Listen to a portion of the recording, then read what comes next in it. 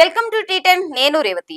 Corporate రంగంలో విషపూరితమైన పని సంస్కృతిపై దేశవ్యాప్తంగా చర్చ కొనసాగుతుండగానే చెన్నైలో ఓ ఉద్యోగి మానసిక ఒత్తిడిని తట్టుకోలేక ఆత్మహత్య చేసుకున్న సంఘటన హృదయాన్ని కలిచివేస్తోంది. కార్తికేయన్ అనే టెకీ గత 15 ఏళ్లుగా ఓ సంస్థలో పనిచేస్తున్నారు. పని ఒత్తిడి కారణంగా తీవ్ర నిరాశ నిస్పృహలతో కొట్టుమిట్టాడుతున్న ఆయన గత కొంతకాలంగా మందులు వాడుతున్నాడని, చివరికి విద్యుత్ వైర్లు చుట్టుకొని విగత జీవిగా మారాడని కుటుంబ సభ్యులు రోధిస్తూ తెలిపారు. కార్పొరేట్ ఉద్యోగం లక్షల్లో జీతమని బంధుమిత్రులు అనుకుంటుంటారు. ఇది నాణేనికి ఓవైపు, మరోవైపు కార్పొరేట్ ఉద్యోగాల్లో వర్క్ ప్రెజర్ ప్రాణాలు తీయటానికి వెనకాడటం లేదు. అయితే సానుకూల సహజీవనం కంటే పోటీకే ఎక్కువ ప్రాధాన్యత ఇస్తున్న ఈ రోజులలో ఇలాంటి విషాదకర ఘటనలు జరుగుతూనే ఉంటాయి. ఇవేవి మనకు కొత్త కావు. కాకపోతే ఆయా ఉదంతాలలోని సున్నితత్వాన్ని మనం గుర్తించడం లేదు. ఫలితంగా మరిన్ని విషాద ఘటనలు చోటు చేసుకుంటున్నాయి. దేశంలోని బహుళజాతి సంస్థలలో పనిచేస్తున్న నిపుణులే ఎక్కువగా ఆత్మహత్యకు పాల్పడుతుండటం ఆందోళన కలిగిస్తోంది. మెరుగైన ఉద్యోగ అవకాశాల కోసం యువత ప్రధాన నగరాల బాట పడుతోంది.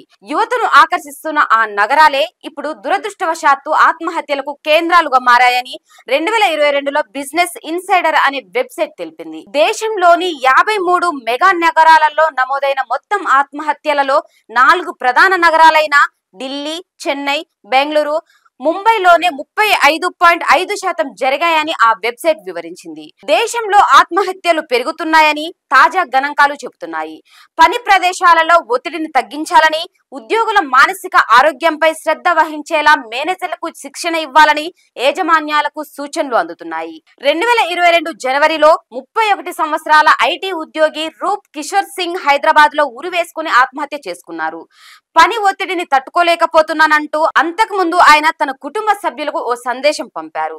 అదే సంవత్సరం సెప్టెంబర్ లో గురుగ్రామ్ లో 39 సంవత్సరాల అసిస్టెంట్ మేనేజర్ అమిత్ కుమార్ బలన్మరణానికి పాల్పడ్డారు. అంతకు ముందు తన క్యారెక్టర్ ను దెబ్బతీశారంటూ ఆయన 4 పేజీల లేఖ రాశారు. 2021లో హైదరాబాద్ లోని TCS లో పనిచేస్తున్న అనిల్ కుమార్ పని ఒత్తిడి కారణంగా ఉరివేసుకుని చనిపోయారు. 2019లో 24 సంవత్సరాల సాఫ్ట్వేర్ ఉద్యోగి పొగాకు హరిణి హైదరాబాద్ రాయదుర్గంలోని ఓ హోటల్ గదిలో బలవన్మరణానికి పాల్పడ్డారు.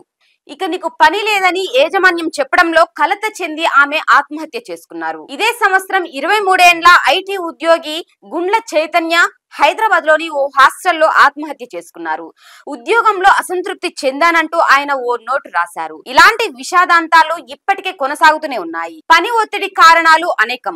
ఐటీ పరిశ్రమలో బహుళ జాతి కంపెనీలలో పనిచేస్తున్న ఉద్యోగులు పని ఒత్తిడి కారణంగా ఆత్మహత్య చేసుకుంటున్న ఉదంతాలు కొనసాగుతూనే ఉన్నాయి. అయితే పని ఒత్తిడి కారణాలు అనేకం. దీర్ఘకాల పని గంటలు, క్లిష్టతరమైన డెడ్లైన్లు, అధిక పనిభారం, ఉద్యోగంలో అభద్రత, సహచరులు, యాజమానులతో ఘర్షణలు ఇవన్నీ ఒత్తిడికి దారి తీస్తున్నాయి. బహుళ జాతి కంపెనీలు ఆకర్షణీయమైన వేతనాలు, ప్రోత్సాహకాలు అందజేస్తున్నప్పటికీ ఉద్యోగులపై ఒత్తిడి పెంచుతున్నాయి. కంపెనీలలో పని సంస్కృతి దారుణంగా ఉంటుందని ఉద్యోగులు ఆరోపిస్తున్నారు. దీర్ఘకాల పని గంటలతో పాటు వారాంతపు సెలవు దినాలలో కూడా పని చేయాల్సి వస్తుందని ఆవేదన వ్యక్తం చేశారు. ఊపిరి తీసుకోవడానికి కూడా సమయం చిక్కడం లేదన్నది వారి ఆందోళన. సెలవు పెట్టినా, ఆఫ్ రోజైనా వెంట ల్యాప్టాప్ తప్పనిసరిగా ఉండాల్సిందే. ఎప్పుడు ఏ అవసరం వస్తుందో ఎవరికి తెలుసు. వృత్తి నిపుణులలో ఆత్మహత్యలు అధికంగా జరుగుతున్నాయని ఇటీవల విడుదలైన గణాంకాలు చెబుతున్నాయి. 2021లో నేషనల్ క్రైమ్ రికార్డ్స్ బ్యూరో విడుదల చేసిన గణాంకాల ప్రకారం పని ప్రదేశంలో సమస్యల కారణంగా దేశంలో ప్రతి వారం కనీసం 50 మంది ఆత్మహత్య చేసుకుంటున్నారు. 2021లో దేశంలో 1,64,33 మంది ఆత్మహత్య చేసుకున్నారు. 2020తో పోలిస్తే ఇది 7.2% అధికం. వాస్తవానికి బలవన్మరణానికి పాల్పడుతున్న వారి సంఖ్య ఇంకా ఎక్కువగానే ఉంటుందని నిపుణులు తెలిపారు. ఇంత జరుగుతున్నప్పటికీ పలు కంపెనీలు ఇప్పటికీ సమస్యను సరిగా అర్థం చేసుకోవడం లేదు. పని ప్రదేశంలో ఆహ్లాదకరమైన, ఆరోగ్యకరమైన వాతావరణం వెల్లివిరిసేలా చర్యలు తీసుకోవడం లేదు.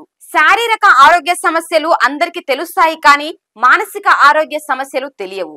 ఇటీవల జరిగిన ఘటనలను చూసైనా బహుళ జాతి సాఫ్ట్వేర్ కంపెనీలు తమ ఉద్యోగులకు అనువైన వాతావరణాన్ని కల్పిస్తాయని, అవసరమైతే వారికి వైద్య నిపుణులను అందుబాటులో ఉంచుతాయని ఆశించడం తప్పు కాదేమో. ఇది ఇవాల్టి న్యూస్. చూస్తూనే ఉండండి టీ10.